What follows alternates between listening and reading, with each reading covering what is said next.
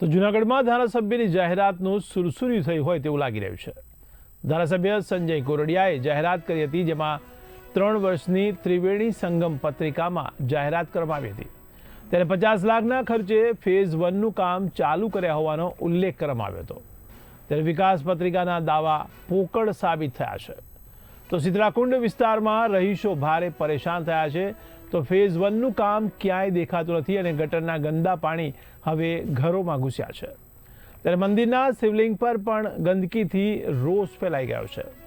તો 50 વર્ષ જૂની સમસ્યા હજી પણ યથાવત રહી છે। ત્યારે લોકો હવે કમિશનરને રજૂઆત કરશે। તો રસ્તા અને ગટરના પ્રશ્નો વણ ઉકેલા રહ્યા છે। ત્યારે પૌરાણિક મંદિરના વિકાસની પણ પ્રબળ માંગ કરવામાં આવી રહી છે। તમારા નામથી શું પ્રશ્ન છે? શ્રી નીલકંઠ મહાદેવનું મંદિર અમારે શીતલાકુંડ ઉપર આવેલું છે, જેમાં 50 વર્ષથી આ પ્રશ્ન અમારે સળગતો છે। ગટરનું પાણી શિવલિંગ ઉપર આવે છે અને કૂવામાં પણ આવે છે, પ્લસ સીતારામના મંદિરમાં પણ આવે છે।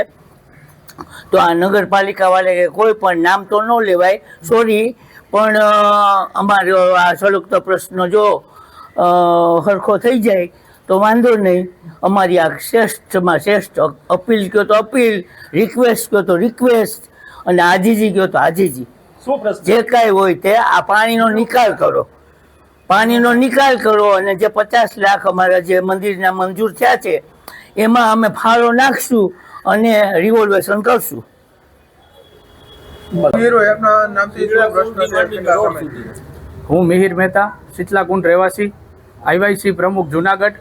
આજે શીતલાકુંડ વિસ્તારના બધા રહીશો સાથે અમારી એક માંગ હતી કે ધારાસભ્ય શ્રી દ્વારા જે 3 વર્ષનો વિકાસ ત્રિવેણી સંગમ જે પત્રિકા જાહેર કરી હતી, આ પત્રિકાની અંદર 50 લાખનું ફેઝ 1નું કામ અહીંયા ચાલુ થઈ ગયું છે એવું એને દર્શાવેલું છે, પણ હકીકતની અંદર ગ્રાઉન્ડ લેવલે આપણે જોઈએ તો અહીંયા કોઈ પણ જાતનું કામ થયેલું નથી।